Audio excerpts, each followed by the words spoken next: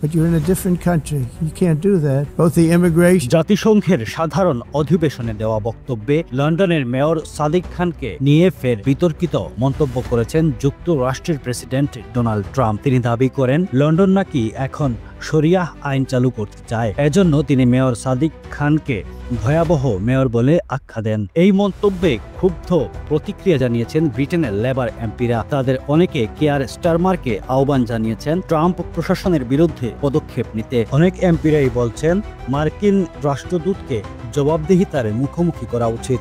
London বৈচিত্র্যের শহর, এখানে বর্ণবাদ বা ইসলাম বিদ্বেষের কোনো জায়গা নেই। মেয়র সাদিক খানের কার্যালয় থেকে জানানো হয় ট্রাম্পের এমন বক্তব্যকে মর্যাদা দেওয়ার মতো কিছু নেই, বরং লন্ডন এখনও বিশ্বের সবচেয়ে নিরাপদ ও বৈচিত্র্যময় শহর, যেখানে রেকর্ড সংখ্যক মার্কিন নাগরিক বসবাস করতে আসছেন। স্বাস্থ্য সচিব ওয়েস স্টিচিং খানের পক্ষে দাঁড়িয়ে বলেছেন সাদিক খান শরিয়া আইন চাপিয়ে দিতে চান না, তিনি সমতার পক্ষে দাঁড়ান, প্রাইড মার্চে হাঁটেন এবং নগরীর পরিবহন, নিরাপত্তা ও জীবনমান উন্নত করতে কাজ করে যাচ্ছেন। এদিকে লেবার এমপিদের অনেকেই একে সরাসরি মিথ্যাচার বলেছেন এবং ব্রিটিশ সরকারকে আহ্বান জানিয়েছেন ট্রাম্পের বিভেদমূলক রাজনীতির বিরুদ্ধে স্পষ্ট অবস্থান নিতে।